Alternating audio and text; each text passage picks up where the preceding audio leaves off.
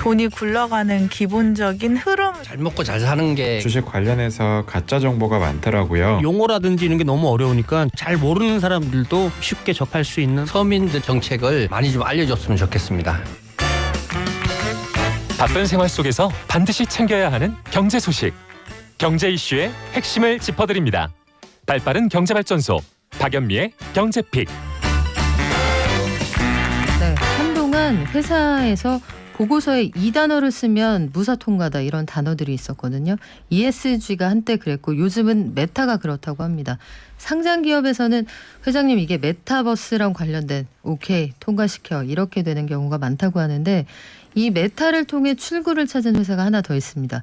안팎으로 어수선한 페이스북이 그 주인공인데 메타버스 회사로 거듭나겠다는 의지를 반영했다. 이게 페이스북의 주장이고요. 반면에 내부 고발로 회사가 어수선하니 얼굴만 바꾸는 거다. 이런 지적도 있습니다. 페이스북의 메타화?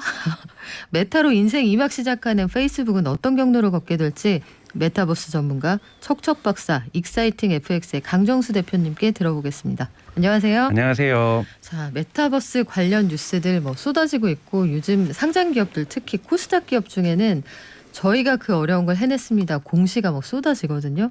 하지만 옥석은 가려야겠고 최근에 포스팅하신 글을 보니까 정말 메타버스 관련해서 한자 저는 8만 대장경인 줄 알았습니다.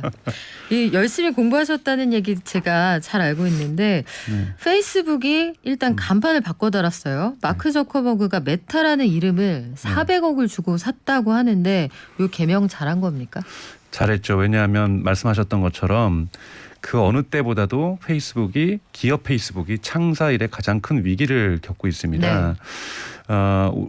우리에게 알려져 있는 것은 페이스북과 인스타그램이 같은 회사고요. 그리고 또 왓츠앱이라고 있습니다. 왓츠앱이 사실은 한국의 카카오톡 같은 것이고 사실 왓츠앱의 이용자들이 사실 대단히 많습니다. 아프리카라든지 남미라든지 아시아에서도 일부 국가라든지 이런 데서는 정말 모든 우리 카카오톡과 같은 국민 이런 통신을 대표하는 왓츠앱도 있고 이러한 기업이 거대한 기업이 창사 이래 가장 큰 위기 있다. 내부 고발도 있었고 그리고 다양한 문서도 유출되면서 경영에서 특히 사생활 보호 문제라든지 또는 흔히 말하는 거짓 정보나 가짜 정보가 유출된다든지 이번에 메타라고 이름 바꾸니까 미국의 지금 국회의원인 오스카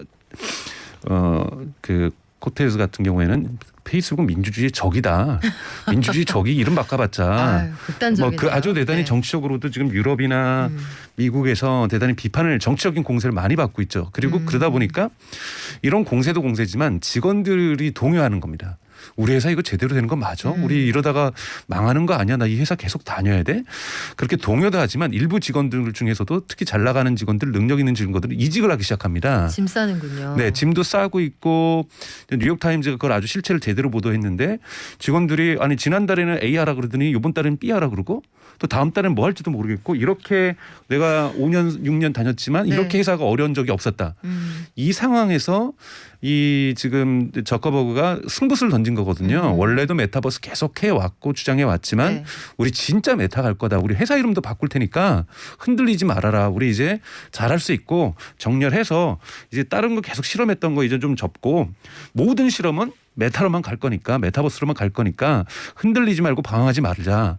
그래서 사실 이 결정에 대해서 주식시장도 좀 긍정적으로 반응을 한 거잖아요. 네, 이틀 동안 꽤 올랐더라고요. 네, 혼란 속에서 그나마 경영의 좌표를 잘 찍었다. 뭐 이런 식으로 평가할 수 있습니다. 그래요. 강정수 박사님의 그 평가는 일단 별 5개 정도 되는 것 같은데 이 간판을 바꿔 달면서 안팎에 그립을 세게 준다. 근데 사실 그동안 이 리더십이 흔들린다는 얘기도 많았잖아요. 이렇게 갈팡질팡하고 만기칠람하고 그때그때 바이오 리듬에 따라서 딴소리를 해서 직원들 너무 헷갈린다. 화난다. 이런 얘기도 있었는데 메타라는 새로운 사명을 발표하면서 마크 저커버그가 이렇게 얘기를 했습니다. 이거는 인터넷 다음 단계입니다. 그런데 인터넷 세상 안에서 가능한 것 같기도 하고 정확히 비욘드 인터넷이라는 게 뭔가 잘 모르겠기도 하고 하지만 애플하고 구글도 뭔가 열심히 하니까 이것도 의식한 것 같기도 하고 이 종합해서 뭘 어떻게 하겠다는 겁니까? 네, 마이크로소프트도 어젯밤에 우리도 메타버스로 간다라고 해서 우리는 비즈니스 영역에서 메타버스를 창출하겠다라고 선언을 했는데요. 메타버스 뭐 한국에서도 워낙 유행어처럼 인공지능 4차 산업혁명 뭐 이런 유행어처럼 번지고 있는데요. 다음 단계 인터넷이라고 얘기를 합니다. 그러니까 모호하다 보니까 더 강력하게 의지를 주는 거기도 하고요. 근데 모호하다라는 거는 도대체 내일의 인터넷은 도대체 뭔데라고 질문을 던질 수 있는 거잖아요. 메타버스 하시면 이제 이해하시면 돼요. 내일의 인터넷이다. 인터넷의 미래다. 다음 단계 인터넷이다. 근데 다음 단계는 뭐냐? 90년대를 말을 생각하시면 됩니다. 1990년대 기억 물론 젊으신 분들 중에서는 청취자분들 중에서는 기억 안 나시겠지만 정말 접속해가지고 막 이상한 소리 나면서 띠익 접속해가지고 인터넷 하고 텍스트만 보여도 신기하고 스크롤했더니 사진 있는데 한참 걸리고 그때 인터넷과 지금 스마트폰 인터넷은 정말 다르거든요. 그때 KT가 인터넷 이용요금 월 단위로 과금했던 거 기억하시는 분들 계실 거예요. 네. 그리고 뭐 갑자기 또 오래 했더니 뭐 청구서가 10만 원 넘게 나오고 뭐 이런 것들도 있지만 당시에 영상을 본다는 건 상상하지 못했습니다. 영상을 보다가 이렇게 터치를 2번 하니까 10초가 뒤로 가고 앞으로 가는 것도 이런 것도 상상하지 못했고요. 그러니까 뭐냐면 끊임없이 인터넷이 진화하면 우리 인간하고 상호작용이 좋아집니다. 뭘 볼 때 좋아요를 터치하고 댓글을 달고 댓글 달면 각 잡고 뭐 이렇게 앉아 있어야 되고 이메일 한다는 것만으로도 이메일 왔어 뭐 이것만으로도 신기하던 시대에서 맞아요. 지금 점점 다양한 상호작용을 할 수 있거든요. 그리고 저희가 사진을 찍어서도 보정도 하고 터치만 하면 이제는 보정이 되게 빠른 순간으로 되고 인간과 이 우리가 갖고 있는 것들이 되게 많은 기능들을 하죠. 그리고 우리가 스마트폰을 보더라도 스마트폰에 카메라가 달려 있는데요. 이 카메라가 이 기능도 점점 진화해서 카메라의 성능도 좋아지지만 카메라를 가지고 할 수 있는 것들도 많습니다. 예를 들자면 틱톡을 할 때 또는 인스타그램을 할 때 흔히 말해서 필터를 처리하기도 했었고. 맞아요. 근데 이 사진의 필터뿐만이 아니라 이제 영상에도 필터 처리를 해서 영상에 있는 어떠한 뭐 점들을 쫓아가서 하니까 내가 춤을 추고 있고 이런 식으로 끊임없이 상호작용이 진화해 왔다라는 거죠. 그러면 앞으로는 어떻게 더 진화할 것이냐? 결국은 이 기계가 줄 수 있는 기능과 우리가 할 수 있는 상호작용이 더욱더 진화할 거라는 건데 예를 들면 많이 나오고 있는 게 우리가 VR, AR이죠. 아직까지 이 걸음마 단계입니다. 과거에 90년대 이메일이라고 생각하시면 돼요. 네. 이메일 왔어요. 켜보면 그렇게 많은 기능도 없었습니다. 그리고 유튜브도 상상할 수 없었고요. 그러니까 이 VR, AR로만 끝나는 게 아니라 카메라가 있었기 때문에 유튜브 있고 틱톡이 있는 것처럼 VR이 대단하고 AR이 대단한 것이 아니라 여기에 결합되는 VR의 쌍을 이루는 유튜브는 뭐가 될 것인가. VR의 쌍을 이루는 틱톡은 무엇이 되어야 되고 인스타그램이 무엇이 될까. 반드시 이것이 출현할 때 이것이 바로 내일의 인터넷이라는 거예요. 그러니까 즉 VR, AR이 내일의 인터넷이 아니라 VR, AR을 가지고 하는 인스타그램과 같은 서비스, 페이스북과 같은 서비스, 틱톡과 같은 서비스, 유튜브 같은 서비스, 카카오톡 같은 서비스가 네이버 같은 서비스가 다시 나타날 때 이거는 우리가 경험해 보지 못했던 인터넷이 될 것이라고 얘기를 하고 있는 거죠. 굉장히 흥미로운 서비스가 다시 등장할 것 같다는 생각도 드는데 메타버스의 다음 단계 진화 시나리오를 페이스북도 여러 단계로 쓰고 있을 것 같아요. 페이스북에서 저커버그는 뭐라고 합니까? 그러니까 저커버그도 이것이 이제 다음 단계의 모바일 지금은 이제 흔히 말하는 유선 인터넷에서 모바일 인터넷으로 왔고 모바일 인터넷 다음이 바로 메타버스다. 메타버스에서는 인간의 육체가 거기에 구현된 몸 안에 들어가고 우리 몸이 그 인터넷으로 들어간다고 얘기를 하죠. 예를 들자면 지난주에 페이스북에서 이제 이름을 메타로 바꾸고 이번 주에 하나 사들인 기업이 있습니다. 그게 뭐냐면 우리의 피부예요. 원래는 로봇용 피부였는데 그것을 입으면 우리가 이 어떤 거에서 감각이 오면 저희 몸에도 감각을 전달해 줘요. 그것을 이제 대학교 연구진에서 만든 거를 페이스북에서 이번에 구매를 해가지고 앞으로 판매할 때 $10에 팔겠다. $10. 대중화시키겠다라는 거죠. 그래서 온몸을 다 감싸는 거 아니지만 팔을 감싼다든지 가슴을 감싼다든지 몸의 일부를 감싸서 메타버스용 피부를 판매하겠다고 지금 나오고 있어요. 그러면 우리가 VR을 보면서 눈에서만 느끼고 감각적으로만 느끼던 것을 피부에서도 느끼는 거죠. 이런 식으로 바람이 불 때 바람이 느껴진다든지 강한 타격감이 느껴진다든지 뭐 이런 식의 것들을 하면서 계속해서 이제 이 페이스북이 가려고 하는 것은 이런 신기술 업체를 다 사들여서 우리가 생각했던 VR만 있는 게 아니고 AR만 있는 게 아니라 진짜로 우리가 언젠가는 궁극적으로 우리가 공상과학에서 소설에서 얘기하는 것처럼 또는 공상과학에서 막 영화에서 얘기하는 것처럼 매트릭스 같은 그런 곳으로 들어가겠고 걷는 느낌도 줄 것이고 뛰는 느낌도 줄 것이고 추운 느낌, 따뜻한 느낌, 더운 느낌도 우리는 줄 수 있다. 이것이 다 자연과 상호작용하듯이 우리가 인터넷에서 상호작용하면서 우리 몸이 인터넷과 많은 몸의 그 오감이 상호작용하는 곳으로 가겠다라고 얘기를 하고 있습니다. 야, 신기하기도 하고요. 만약에 영화관 의자가 뭐 지금도 3D관, 4D관 이런 데 가면 의자 뭐 흔들리는 정도 네. 되잖아요. 냄새, 시공간을 그대로 느낄 수 있는 의자가 나온다면 어떨까 이런 생각도 드는데 얼마나 자연스럽게 현실적인 느낌을 주느냐 이게 관건이겠네요. 네, 어렵고요, 사실은. 그다음에 그만큼 배터리 기술도 발전이 돼야 됩니다. 그게 다 전기랑 연결돼 가지고 지금 VR 같은 경우는 그렇게 휴대용이 되지는 않거든요. 네. 많은 전기를 소모하는데 배터리가 그렇게 받쳐주지 못하니까 그래서 우리가 유선에다가 몸 꽂고 다닐 수는 없잖아요. 그래서 아직까지 이것이 구현되려면 지금 페이스북에서 저커버그 얘기하는 건 5년 안에 온다. 네. 시기를 얘기하라고 이제 기자들이 물으니까 5년 안에는 온다고 얘기를 하는데 정말 5년 안에 올지 10년 안에 올지는 잘 모르겠습니다만 이렇게 전사적으로 달려들고 있고 또 페이스북이 돈이 많습니다. 지금 시총이나 이런 거에서도 지금 전 세계적으로 10위권 안에 들어가는 기업이거든요. 그래서 10위권 안에 들어가는 기업이고 뭐 1년에 한 우리나라 돈으로 한 40조 원의 순이익이 발생합니다. 대단하네요. 네, 그러니까 매출이 아니라 순이익이 40조예요. 순이익이 40조. 40조 원을 갖다가 자기는 자기 저커버그 말로는 이거 올인하겠다. 이 돈 여기다 다 써서라도 1년마다 40조. 그래서 뭐라고 얘기를 하냐면 올해 12조 원을 아직 얼마 남지 않은 12조 원을 쓸 거고 한국 돈으로 앞으로 매년 최소 10조 원을 투자해서 이리로 가겠다라고 선언을 하고 있거든요. 그러면 작지 않은 돈입니다. 그래서 여기에 대해서 어떤 성과들이 좀 나오지 않을까라고 생각이 되는 거죠. 목숨 걸었다 이렇게 네. 이해가 되는데 자 우리 메타버스 플랫폼이 사실은 우리에게 조금 더 설명하기 좀 체감할 수 있는 그런 플랫폼들이 로블록스, 제페토 우리가 이런 것들을 통해 네. 간접적으로 경험을 했단 말이죠. 로블록스나 제페토 여기서 경제 활동도 실제로 가능한데 메타노믹스라는 말도 등장을 했어요. 이 메타버스라는 공간 안에서 경제 활동을 하기 위한 기준이 필요할 정도로 급성장을 하고 있다 이런 얘기네요. 네, 그렇죠. 왜냐하면 인터넷에서 또는 모바일에서 지금 대단히 중요한 경제 활동 중에 하나가 이커머스잖아요. 이커머스 없는 인터넷은 또 상상할 수가 없을 정도로 이커머스는 우리에게 친숙하게 다가와 있고 그리고 점점 온라인과 오프라인이 구별이 안 되는 거죠.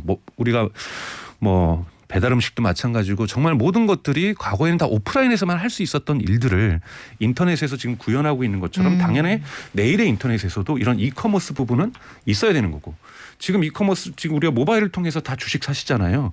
주식도 사야 되는 거고 자산 투자도 해야 되는 거고 그런데 이것이 오프라인에 있는 자산을 투자하는 것에 있어서 우리가 인터넷을 이용할 뿐만이 아니라 이 우리가 평행세계라고 하고 가상세계라고 보통 우리가 만들어낸다고 한다면 그 안에도 또 다른 자산이 있을 거라는 거예요. 야. 그래서 우리가 자산을 만들어내는 거죠. 사실은 그렇잖아요. 우리가 주식이라는 것도 눈에 보이는 자산이라는 건 아니고 그리고 사실 비트코인도 코인 모든 것 암호화폐도 숫자죠, 숫자. 예, 눈에 보이는 자산이 아니거든요. 우리가 부동산이라든지 금이라든지 이런 것들이 전통적인 자산들도 있지만 점점 진화하는 자산 투자들을 보면은 우리가 눈에 보이는 것이 아니라 우리의 약속이거든요. 사실은 이거는 이 정도의 가치가 있어. 이걸 서로가 약속하는 것처럼 당연하게 내일의 인터넷에서도 그 가상 공간 속에서도 또는 평행 세계 속에서도 우리 서로가 약속하는 자산이 있을 수 있습니다. 근데 이거를 지금 사람들이 고민하다 보면 근데 우리가 근데 강정수가 제페토에 들어가서 느꼈던 자산하고 다른 사람이 네. 로블록스에 갔던 자산이 이거 서로 맞교환도 돼야 되고 뭔가가 되려면 서로 통하는 약속의 표준들의 자산이 있어야 되는데 그것이 무엇일 수 있을까 했더니 그게 요즘 얘기하는 NFT다. 그렇군요. 그래서 NFT가 내일의 인터넷에서 자산에서 가장 중요하지 않을까라고 지금 많은 학자들이 주장을 하고 있고 사실 요즘 거의 지금 올해가 암호화폐 작년과 올해가 대단히 중요한 해였다라면 그리고 작년부터 시작되는 이 NFT가 앞으로도 계속해서 성장해서 NFT의 버블이 발생할 수도 있다고 얘기할 정도로 지금 한국도 지금 모 방송사 같은 경우에도 NFT 제공하기 시작했고, 그렇죠. 네 그리고 카카오 같은 경우도 지금 NFT 마켓플레이스를 만들어놨고, 그래서 지금 점점 한국 사회에서도 우리나라에서도 지금 NFT 자산 시장이 되게 뜨거워지고 있는데요. 이 부분들이 아마 메타버스에서 결합할 가장 큰 표준 가치 체계, 표준 지불 체계가 될 가능성이 높다고 얘기를 하고 있습니다. NFT라는 게 조금 더 자세히 설명을 해주시면 대체 불가능한 코튼, 네. 코튼, 토큰, 토큰이죠. 토큰인데 요걸 그러면 일반적으로 나는 NFT 처음 들어봤는데 그거 어느 정도로 이해하면 될까요? 예를 들자면 제가 예를 들면 BTS를 좋아합니다. BTS를 좋아하는데 BTS 앨범이 있어요. 앨범이 있는데 사실은 우리가 음악을 치면 무한 복제가 인터넷에서는 가능합니다. 그렇죠. 무한 복제가 많은데 이 복제하는 것마다 코드를 집어넣어 가지고 이건 이 코드를 가지고 있는 BTS의 노래는 세상에서 하나밖에 없는 거예요. 아, 또는 BTS 만들어냅니다. 동일한 코드를 해가지고 10개밖에 안 찍어낸다든지 100개만 찍어내니까 즉 우리가 인터넷의 가장 큰 특징은 무한 복제가 가능해서 이것이 진품인지 아닌지를 구별할 수가 없는 거죠. 어떤 이미지를 복사해도 사실은 웬만해서는 구별하기 거의 불가능에 가깝습니다. 이 네. 디지털 코드로 되어 있으니까. 근데 거기다가 우리가 흔히 말해서 이렇게 우리 과거 이 사람 몸에다가 이렇게 낙인을 찍듯 낙인을 찍는 거거든요. 낙인을 찍어가지고 이거는 딱 하나야. 라고 얘기를 한 거. 또는 딱 10개 찍었어. 그럼 이것이 뭐 세상에 10개밖에 없네. 하나밖에 없는 게 뭐냐면 희소성이에요. 우리가 가치가 올라가는 거는 경제에서 희소 가치라고 얘기를 하지 않습니까? 왜? 세상에 2개밖에 없는 것. 세상에 10개밖에 없는 것. 세상에 하나밖에 없는 것. 테슬라가 10만 대의 모델 3를 갖다가 파는데 예를 들면 10만 대면 다 똑같을 거 아니에요. 근데 거기다 낙인을 찍어. 이 10만 대 하나하나가 다 유일무이한 거예요. 10만 대가 한정판이고. 네. 그러니까 이렇게 네. 되면 내 옷이 보니까 사람들 다 똑같은 거 하는데 사실은 다 코드에 여기 다르게 찍혀 있어서 그러니까 대단히 똑똑한 겁니다. 그러니까 근데 이것이 그러네요. 어렵게 만드는 것이 아니라 프로그래밍이기 때문에 사실은 코드이기 때문에 코드를 심어서 독특한 코드를 심어서 유일무이하게 희소성을 만들어내는 거죠. 그래서 얘기를 하는 거죠. 우리가 콘서트를 해요. 우리가 요즘 포트나잇에 보면은 가상 콘서트 공간이 있습니다. 네. 이걸 메타버스를 이해할 때 가장 저는 좋다고 생각하는데 과거에는 그러니까 지금으로 따지면은 제페토에서만 예를 들면 콘서트를 볼 수 있으면 이거는 아직까지는 범용화될 수가 없어요. 그런데 지금 포트나잇에서 하는 콘서트는 어떻게 하냐면 우리 포트나잇에 들어와서 게임하다가 콘서트 가도 되지만 너 VR 기계 갖고 있어요. 저기 페이스북에 그리로도 접속해서 보세요. 아. 그리로도 보시고 혹시 애플의 그 AR 안경 갖고 계세요? 그걸 가지고도 접속할 수 있고요. 훨씬 더 다양한 제페토에서도 사람들이. 하다가 우리 네. 콘서트 보세요. 왜 우리가 같이 하나의 약속한 규약을 따르는 우리가 인터넷은 프로토콜의 세상이라고 하니까 하나의 프로토콜을 만들어주면 프로토콜을 지키는 공간에서는 서로 다른 서비스에서도 우리가 BTS 공연을 볼 수 있는 거예요. 그것의 공간을 포트나잇에서 마련했더라도 제가 쓰고 있는 서비스 예를 들자면은 인도에서는 인도 사람들이 국민 서비스로 쓰는 것이 있을 수 있죠. 슈퍼앱 같은 것들이 또는 중국에서는 위챗이 있는데 그리로도 들어와서 그 공연을 볼 수 있는 거고. 그런데 이제 얘기하는 것이 입장을 팔아요. 입장 티켓을 해서 돈 낸 사람만 들어올 수 있는데 근데 우리가 앞좌석에다가 한 100개석은 VIP석을 만들어 놓는데 근데 이거는 BTS 그걸 갖고 있어야 돼요. 앨범을 NFT로 갖고 있어야 돼요. 야. 이건 유일무이한 코드니까 그러면 그 앞에 앉고 싶은 사람들이 있을 거 아니에요. 그 와중에 그렇죠. 그럼 네. 돈을 더 내는 겁니다. 그러면 크리에이터들 같은 경우에는 BTS는 돈을 더 벌 수 있잖아요. 왜냐하면 그런 식의 어떠한 돈을 벌 수 있는 이게 바로 메타버스에서의 경제인 거죠. 가치를 좀 더 얹어준다 네. 이런 느낌이 드는 건데 요 메타버스 관련해서 재밌습니다. 다음에 요 주제로 우리 나머지 못한 얘기 한 번 더 할까요, 박사님? 네. 그리고 지금 강정수 박사님 그 글 원문이 보고 싶다는 분들 많은데 강 박사님 블로그에 가면 볼 수 있습니까? 그렇죠. excitingfx.kr. excitingfx.kr에 가시면 보실 수 있고요. 만약에 박사님이 허락하시면 저희 인스타그램이나 저희 계정을 통해서도 공개해드리겠습니다. 네. 지금까지 국내 최고의 메타버스 평론가 excitingfx.kr 강정수 대표였습니다. 고맙습니다. 고맙습니다.